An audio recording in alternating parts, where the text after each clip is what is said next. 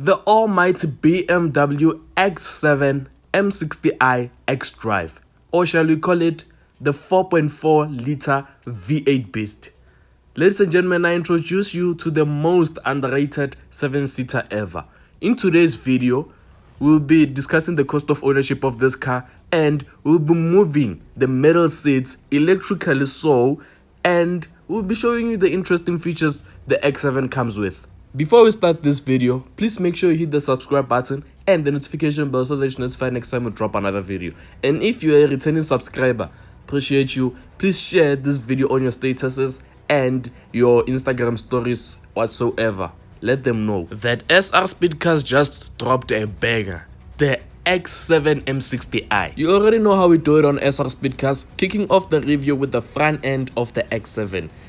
This particular X7 doesn't have that thing when it comes to the front end. I prefer the pre-facelift of the BMW X7 rather than this. Either way, you have your BMW laser lights and your front view camera together with your huge kidney grills. Oh, BMW don't miss whenever it comes to the M badging. Whether you're on the side profile or the front end, even on the rims there's an M badge, you'll get it. Moving down the side profile, you get your beautiful 22-inch alloy wheels and some bits and pieces covered in piano black that surround the frame windows. You know what's cool about this M60i?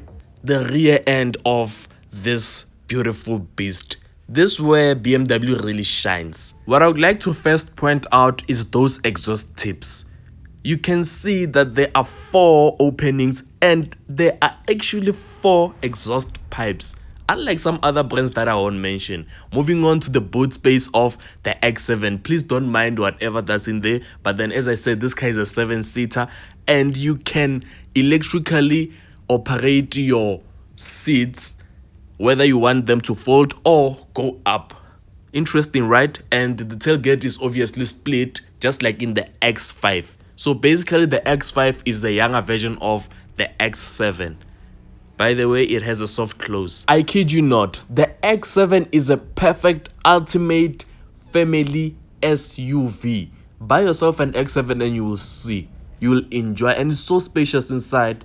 That's what I also liked about the interior of this particular BMW. Moving on to the interior, you have your multifunctional steering wheel that has adaptive cruise control and lane keep assist. And there you have your new iDrive system. I don't know how many inch that screen is, but then for sure you get Apple CarPlay and Android Auto. That is your center console, and that is your rotary dial for you to change your settings or whatever on the screen. And you have your glove box right in there. I also forget to mention, it also has pedal shifters.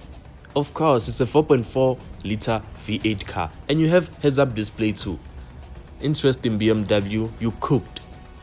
And that's pretty much it for the dashboard layout of the X7. Now to the middle seats or the back seats where the magic really happens. Look at that headroom that's in there. Yes, it's short, but then the legroom is too much, and the passengers get their own events and they can control them. You get your compartment storage, and that is your armrest with 2 cup holders. And when you open that thing there, you get your 2 USB-C types so you can charge your phones. Very conventional, and the seats get cushions so you can rest your head properly there, and your panoramic sunroof. The downside that I have about this particular BMW X7, it has a white roof lining, the Alcantara one. So it's going to be a problem for me because once it gets dirty, it's a problem. Remember how I told you that the middle seats are electrically adjustable? This is what I was talking about. I mean, who does that? Who powers the middle seats?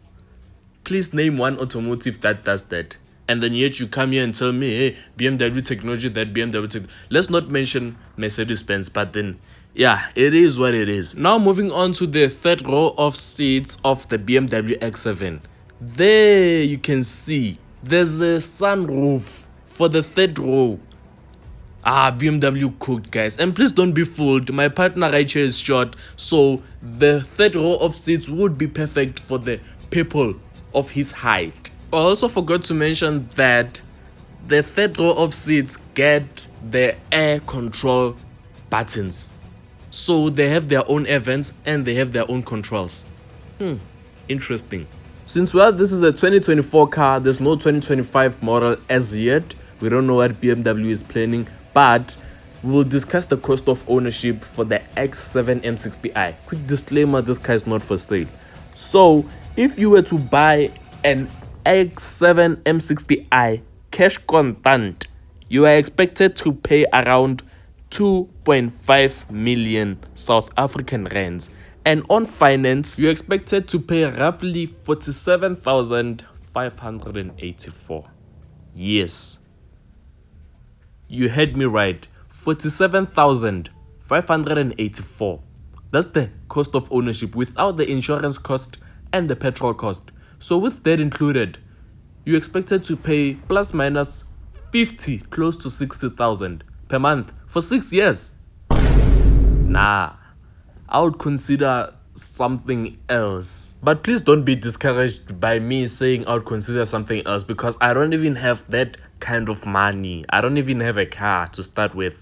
So I'm not here to tell you what to do with your money. This is your money. You can spend it however you like. Moving on to the power the V8 Beast has. So this car, as I mentioned, is a 4.4 liter V8 that produces 390 kilowatts and 750 newton meters of torque. So that's a lot. It's a lot. So ladies and gentlemen, please let me know what you think of this particular BMW X7 M60i. And that also brings us to the end of this beautiful beast. So please make sure you hit the subscribe button and the notification bell so that you're notified next time we drop another video. Catch you in the next one.